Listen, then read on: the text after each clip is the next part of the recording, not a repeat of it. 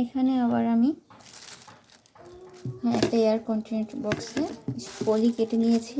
বেগুন ভাজি ভাজে রাখবো আর একটা পলি দেবো, ভাজে রাখবো আর একটা পলি দেওয়ার জন্য। মুছে টিস্যু দিয়ে মুছে যেন পানি না থাকে, কেচি দিয়ে এটার মাপে কেটে নিয়েছি।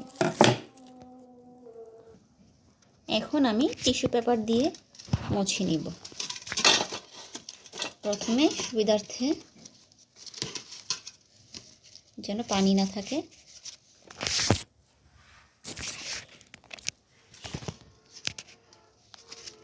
যখন পানি না থাকে সেজন্য এইভাবে করে মুছে নেব।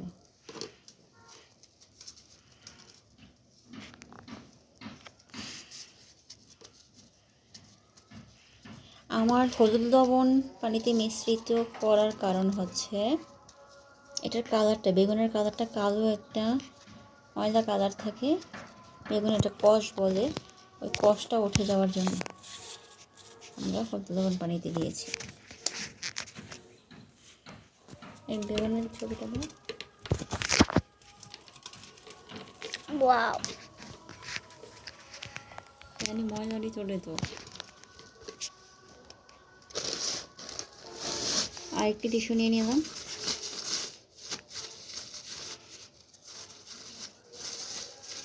পানি আপনারা ইচ্ছা করলে সুতি কাপড় বা গামছা দিয়েও এই কাজটা করতে পারবেন।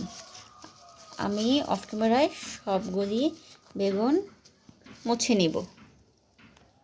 আমি একে করে সবগুলো বেগুন পরিষ্কার করে নিলাম, পানি শুকিয়ে নিলাম। এখন আমি এয়ার কন্টেনার বক্সে রাখবো।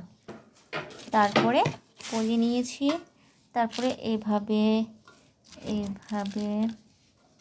মামুনি নিয়ে আসুন। এইভাবে তোমার হাতে রাখো এইভাবে রেখে দিলাম।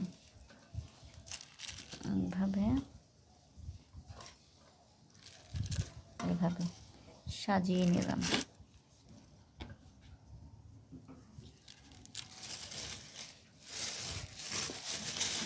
এইভাবে সাজিয়ে নিলাম।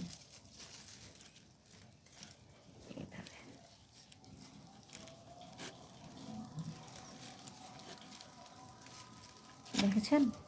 আপনারা বক্সে রাখছি এরকমটা পলি দিয়ে তারপর সাজাবেন। তারপর আমরা আরেকটি কাগজ দিয়ে ফেললাম, দিয়ে তারপরে আবার এভাবে রাখবো। এভাবে স্টেপ রাখছি। এখন একে করে আমি আরেকটা পলি দিয়ে নিলাম। তারপর আরেকটা পলিতেও আবার এভাবে সাজিয়ে রাখবো।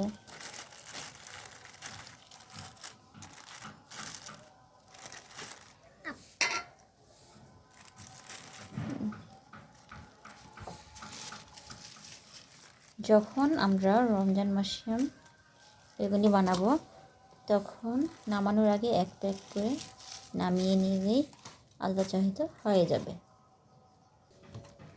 জি, তারপরে এভাবে পাটে সাজিয়ে রাখবো। বেগুনগুলি খুব মোটাও না খুব চিকনও না, এরকমভাবে রাখতে হবে। মোটামুটি আমাদের তো আইডিয়া হয়েছে আমরা কীভাবে রাখবো গাইস। তারপরে আমরা আরেকটি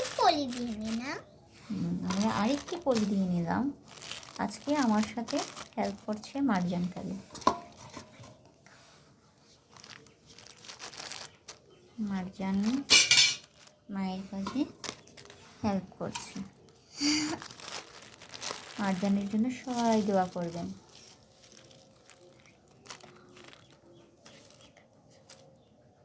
দেখতে শেষ পর্যায়ে এসে পড়েছি বেগুনগুলি। এই পলিও আমার শেষ হয়েছে। তারপরে এয়ার কন্টেনার বক্সও রাখা হয়েছে।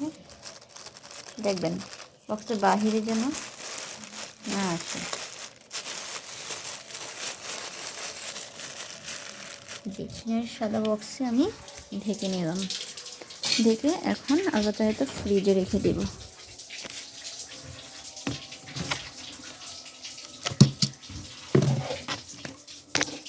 ফ্রিজে রেখে দেব।